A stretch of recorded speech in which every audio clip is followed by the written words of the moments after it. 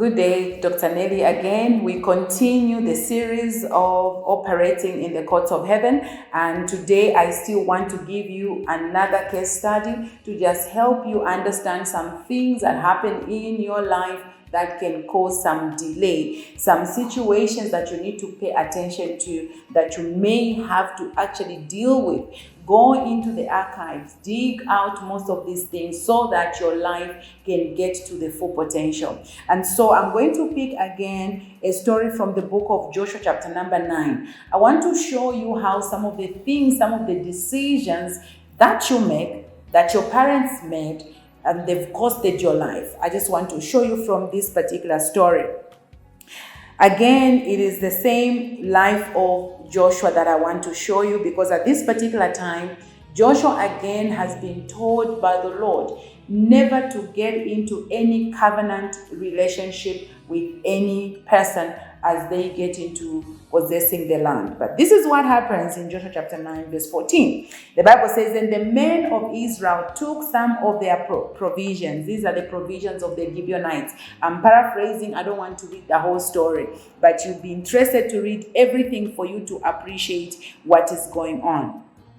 "But they did not ask counsel of the Lord. So Joshua made peace with them and made a covenant with them to let them live. And the rulers of the congregation saw to them." Okay, so this is what is happening. The Gibeonites heard that this company with Joshua, they were, whenever they reached a particular city, they would destroy the city, they would destroy its kings. They just heard that they just finished destroying Sihon. They just finished destroying, king of Og and all that. So they came up with a plan. They were just in the nearby city. They met up with Joshua and they said, "You know what? We are from far. You can see our clothes are torn. You can see our bread has even become, bad because we've been walking distance, from where we are coming from. And so we just heard the favor of God over your life. And so what we want to do is to be in covenant. We just want to be your servants. We just want to serve you. So please spare us. You need to covenant with us that you're going to spare us." So without asking God's counsel, Joshua went into covenant with these people. God said, do not covenant with any of such people. You need to dispossess them. But at this particular moment, Joshua went into covenant with the Gibeonites, who should have been destroyed, who should have been dealt with, but he went into covenant. Now watch what gets to happen years later. Approximately 70 years later, watch what is happening in the book of 2 Samuel chapter 21. I want to take some time to read through 2 Samuel chapter 21 so that you can appreciate what is going on here. "Now there was a famine in the days of David for 3 years. Famine for 3 years. It's not a joke. Okay? For 3 years, year after year. And David inquired of the Lord." David inquired of the Lord. Let me pick it up from there. He inquired of the Lord, and the Lord answered him. It was because of Saul. Okay, it was because of Saul and his bloodthirsty house, because he killed the Gibeonites. Remember in Joshua chapter 9, the Gibeonites went into covenant with the children of Israel, and they were not supposed to be killed. Years later, when Saul became king, he killed the Gibeonites. Now remember, when there's a covenant that has been made, this is the power of altars. As I'll be talking about altars in the other video, I would love you to understand, when covenants have been made and altars are raised, you don't go against it without facing the consequences. You've got to denounce that covenant first. But this was not done. And so the Lord answered, "It is because of Saul and his bloodthirsty house, because he killed the Gibeonites." So the king called the Gibeonites and spoke to them. Now the Gibeonites were not of the children of Israel, but of the remnant of the Amorites. These guys, the Amorites, are the same guys you meet in the book of Exodus, chapter number 17.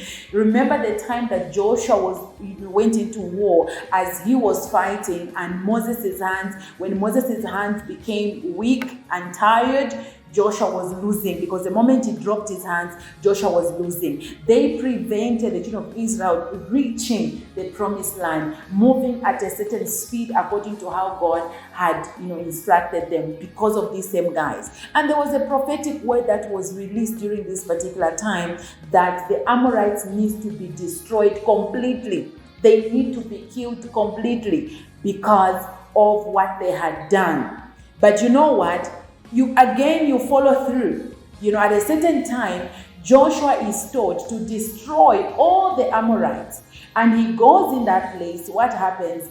Not even Joshua. So now at this time is given this instruction that he's supposed to destroy all the Amorites at that particular time, and he spares King Agag. Okay, so now let's watch what is going on here. These Amorites, the remnant of the Amorites, the children of Israel, they were not part of, but they had sought protection, but Saul had sought to kill them. In his zeal for the children of Israel and Judah, watch this. Therefore, David said to the Gibeonites, "What shall I do for you? And with what shall I make atonement, that you may bless the inheritance of the Lord?" You are a blessed person. You begin to beg people are not blessed to bless you. Oh my God. When it comes to some of these things, if you do not pay attention to why you are going through what you're going through, you are going to be begging when you are supposed to be the one to actually give to people. You are the one who's being given. Curses, covenants, altars that are evil can really mess up your life and remove you out of your position. And the Bible says, "And the Gibeonites said to him, we will have no silver or gold from Saul or from his house, nor shall you kill any man in Israel for us." So he said, "Whatever you say, I will do for you." Verse 5, "Then they answered the king, as for the man who consumed us and plotted against us, that we should be destroyed from the remnant in any of the territories of Israel, let 7 men of his descendants be delivered to us, and we will hang them before the Lord in Gibeah of Saul, whom the Lord chose." My God. And the king said, "I will give them." But the king spared Mephibosheth, the son of Jonathan, the son of Saul, because of their covenant. There was a covenant between Jonathan and David. You see these covenants in the positive, they work. In the negative, they also work. You need to understand this. What covenant is working against your life? What covenants were done that were not supposed to be done? Very, very important. What vows were made when you were born? Who vowed? What did somebody say concerning your life? What did your mother do to have you? And maybe there was a vow that was actually, destroyed, or the vow that somebody went against. Those things, they play against your life. The Bible says, but Mephibosheth needs to be spared, and Jonathan the son of Saul. So the king took Ammoni and Mephibosheth, the 2 sons of Rizpah, the daughter of Ahi, whom she bore to Saul, and the 5 sons of Micah, the daughter of Saul, whom she brought up for Adriah, the son of Bazaliah, the Mehothite. And he delivered them, watch this, into the hands of the Gibeonites, and they hanged them on the hill before the Lord. So they fell all 7 together and were put to death. I need to take time to read this for you to understand. In the days of harvest, in the first days, in the beginning of barley harvest. Now watch this. Now Rizpah, the daughter of Ahi, took sackcloth and spread it for herself on the rock from the beginning of harvest until the late rains poured on them from heaven. And she did not allow the birds of the air to rest on them by day, nor the beasts of the field by night. Watch this, verse 11. And David was told what Rizpah, the daughter of Ahi, the concubine of Saul, had done. Then David went and took the bones of Saul and the bones of Jonathan, his son, from the men of Jabesh Gilead, who had stolen them from the street of Bethshan, where the Philistines had hung them up, after the Philistines had struck down Saul in Gibeah. So he brought up the bones of Saul and the bones of Jonathan his son from there, and they gathered the bones of those who had been hung. They buried the bones of Saul and Jonathan his son in the country of Benjamin, in Zelah, in the tomb of Kish his father. So they performed all that the king commanded. I needed to take time to read this for you to understand. So here is another case study. Joshua has messed up. He has gotten into a covenant with the Gibeonites. Years later, 70 years later, something is going wrong in the land. What is going wrong in your life right now? What is happening in your life right now? That is as a result of some iniquity or result of some covenants or some covenants or shrines that were raised by your forefathers. What is it that is going on? Well, child of God, I would love you to know something. If you lack understanding, if you see something perpetually going wrong in your life, you need to really inquire of the Lord to find out what is it that is causing my situation to go this way. You need to know that there are some things that will follow through your life and bring a famine thing in your life, bring some situation to go to a halt. You are failing to possess your possessions. The issues of wealth, you are almost, I call it the almost there syndrome. The delayed, arrested development. These things, they give you an idea that there's something spiritual at stake. And my friend, some of those things, they do not go by you shouting at a demon. You cannot start shouting at the Gibeonites. You cannot start shouting and claiming the rain. I claim the rain. I claim the rain. No, my friend. You need to know that until you sort out the cause, until you sort out the cause, you will continue dealing with the situation. So we need some Davids in our lives. We need people who know exactly what it's supposed to do. You could be that David of your family. You could be that one who needs to arise to inquire of the Lord. Why is my family like this? Why is my life like this? Time has come for you to inquire of the Lord. And the Bible says David inquired of the Lord. And watch this, the Lord now explained to him. Let me tell you, when you seek the Lord, when you start doing some investigations, the Lord will reveal what has been happening in your family. The Lord will speak to you the situations that you are facing in your family. And let me tell you, time for your deliverance has come. The Bible says, and the Gibeonites demanded 7 heads or 7 sons. Today, there are a lot of things that are going on in your family. I would love you to know, child of God, I want you to know something. The enemy is after the seed.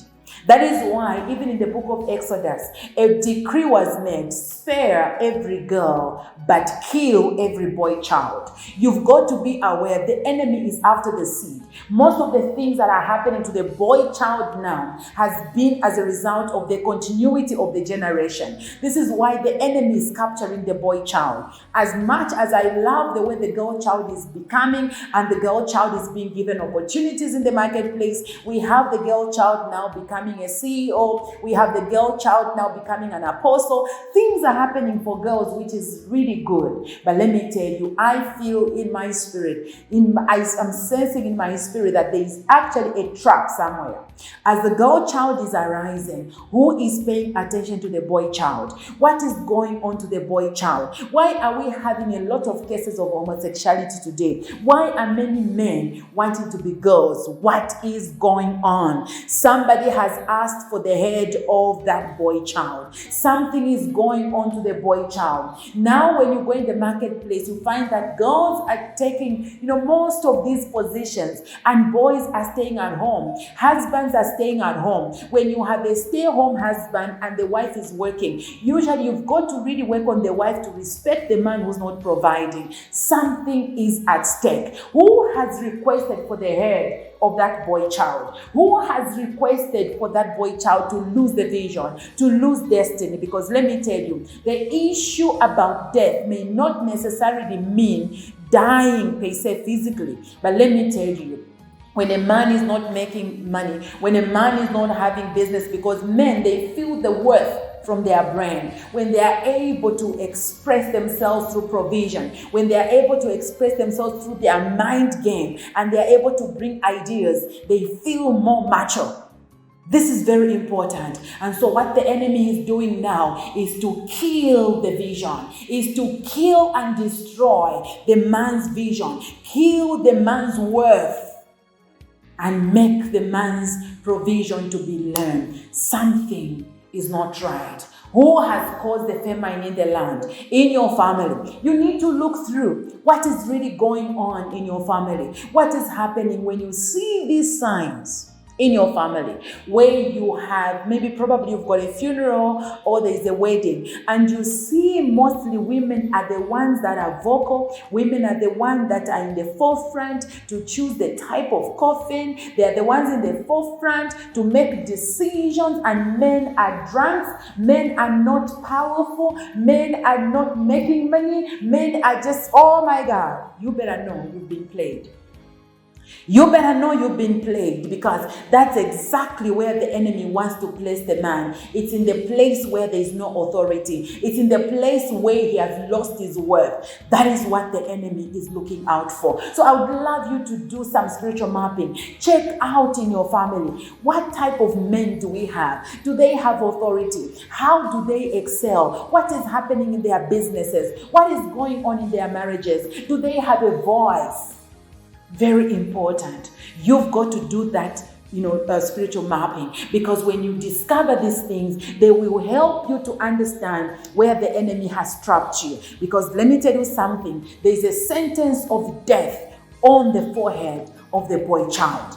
And you've got to arise, child of God. In this season, God is calling out people to be aware, to understand. Somebody has called out for the blood of the boy child. Somebody has called out for the son name not to be extended, so that it's blotted out. And how is it blotted out? It is just these activities where boys are turning themselves into girls. Boys are not having voices, because the moment you take away the finances, you have killed the boy child. Because as much as a woman feels her worth through her reproductive system, a man feels his worth through his brain. You've got to know that. But the enemy has played most of these things. So let me just, whilst we still keep our fingers on this 2 Samuel chapter 21, I would love to just show you something from the book of Psalm 109, just to help you understand the tricks of the enemy. Because by the time you are going into court, listen to me, child of God,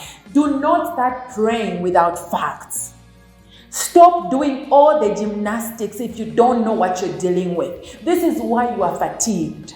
This is why you are tired, because you've been praying to no avail. Because you know what? You are simply shouting out. You don't even know what you are dealing with. What spirit are you dealing with? Why are you going for deliverance? Do you even understand? You are depending on Papa Prophet to know and read your life. I think there are some things that don't need Papa. There are some things that just need you to actually discover, to research, for you to find what is going on. So let's begin from verse number 6, Psalm 109, verse number 6. Maybe let's pick it up from verse 5. The Bible says, "Thus they have rewarded me evil for good, and hatred for my love." Does that speak to you? Verse 6 said, "A wicked man over him, and let an accuser stand at his right hand." Who has stood in your life to accuse your life? Who is accusing you? Accusations come from different places. And you need to know that when this is happening, this is what happens to your life. Verse 7. When he is judged, where are you judged? In the courts, my friend. You are judged in court. You are not judged in the battlefield. When he is judged, let him be found guilty. Where are you found guilty? In court. That is why you are found guilty. So there are many people, your lives have been found guilty. You have been found answerable because there are some things that are going on in your life that are causing the enemy to actually play around your life. When he is judged, let him be found guilty and let his prayer become sin. This is why when you're in prison and you are fighting the prison warder, you are just actually creating more mess. That is why there's been a lot of backlash, retaliation, because you are fighting a legal case in the battlefield. You are fighting a legal order, court order. If you begin to fight bailiffs or sheriffs, depending on what you call them in your country, when they come with a court order to come and grab your property, to come and get your furniture, if you begin to fight them, my friend, you are creating more cases. And that's what has been happening to many of you Christians. You've been found guilty. And that is why when you pray, your prayers have been made into sin. Your prayers are creating more damage to your life because there is contention. You killed the Gibeonites. You defiled the covenants. This is important. Again, the Bible says, okay, when his prayers become sin, the next thing in verse 11 says, let his days be few. Come on, do a spiritual mapping. Find out the issue of premature death. It's not normal. I hear a lot of people cry, oh, God gave and God has taken. Really? There are some things that you need to discover. I lost my brothers, 2 brothers of mine. It was premature death. One was murdered. The other one, it was an accident, bloodshed. There were cases that I had to deal with. I had to deal with these contentions. God had to reveal to me the things that were happening in my family that I had to stand and stop that spirit. Premature death is not of God. My dad died at 56. That is being young. That is the prime of his life. My God, somebody ought to wake up. You've got to wake up so that you do not just deal with these things from the battlefield, because when you are judged, when you've been found guilty, you can never actually run away from what is going on. And so let his days be few, and let another take his office. Who has taken your position? Who has taken your place? Who is doing the businesses you're supposed to be doing? Who is in that career position? Who is that CEO in your position? My God, you've got to wake up, child of God. Do some investigations. It is time for you to first and foremost withdraw a little bit from all the overnights, all the standing in the gap, and all the praying and 21 days. Come on. It is time to just be real. Get yourself a diary. Begin to document what is going on in my life. Have I been found guilty? Have I been judged? What is going on? And the Bible says, let another take his office. Are you operating in your area of calling? Are you operating in your area of what God placed over your life? What is happening? Are you fulfilling your destiny? How are you feeling? Do you feel thrown out, or are you comfortable where you are? If you are not, my friend, this is why as you listen to this video, I would love you to set your life on course, because time for your deliverance has come. Let his children be fatherless. That is what the enemy is looking for. Most of the confusions that take place in marriages, it is because the enemy wants the children to be fatherless, so that that figure of a father, let me tell you, if you are listening to me and you are raising the children alone as a single woman, and you're raising the children alone and you've disconnected the children from their father, let me tell you what is happening. What is going on there is that covering and that authority of this man, especially if he's around and he's not dead, you've just gotten into your own emotional fights and emotional quarrels and everything. What is going on here is that the enemy does not want that covering from a man. There is a reason why God says male and female. There is a reason. So we cannot outdo God and think you can be both he and she. You cannot be both father and mother. You cannot. There is still something that a child misses. This is why if there's been divorce, try your level best to reach out. Try your level best to position the father in the lives of the children. Try your level best for children to understand, even if you are not living together with a father, but position those children to respect their dad, to sometimes go and visit him and let him be present. Let him be present in their education. Let them know there is a father. There is a father. Do something.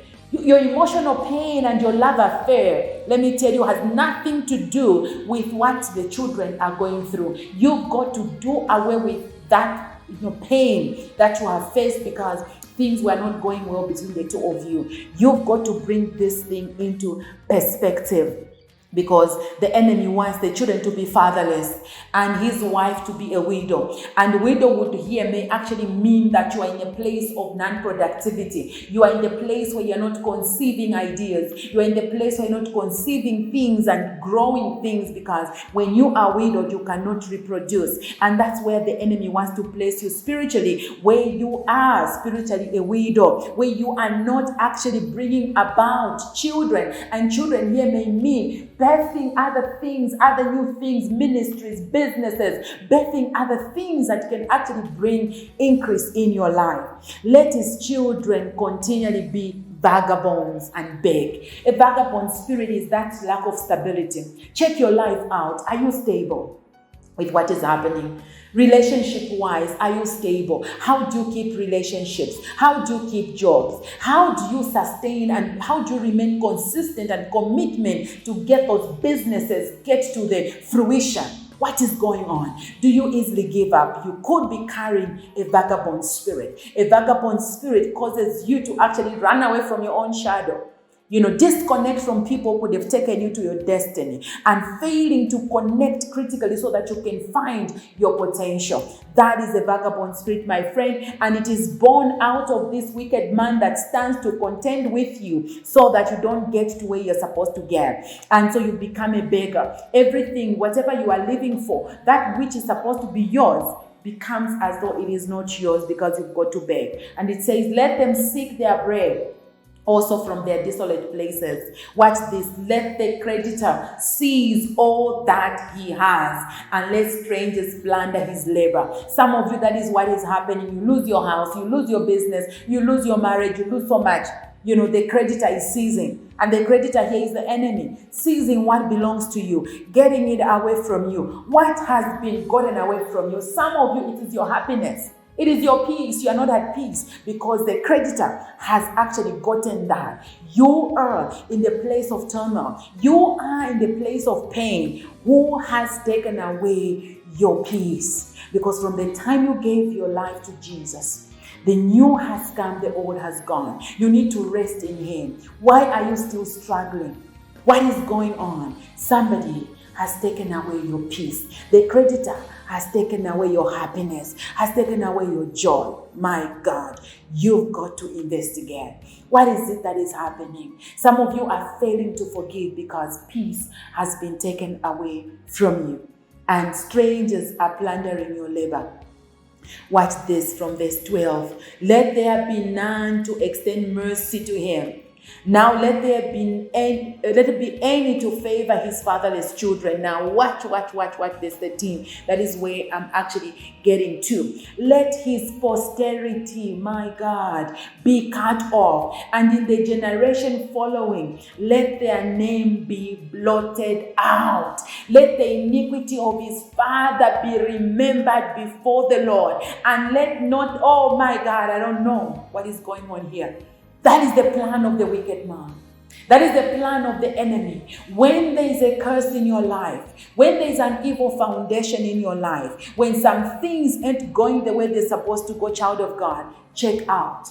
The enemy is after blotting your name, to end your name. Let me give you another piece of advice. Do some research. Find out what is happening to the name of your father. Find out what is going on. You see in your family, which it's powerful to have girl. I'm the girl child. I'm a girl, and I'm so happy I'm a girl child. But let me tell you, as much as I'm so powerful as a girl child, I haven't extended the name of my daddy. I am here, Mrs. Kangwa. Since I got married, the children that I have, they don't bear the name of my father. They bear the name of my husband. So I've been taken into the Kangwa clan, not the Longwe clan, because I come from the Longwe clan. My blood is Longwe, but what I produce out of here is Kangwa.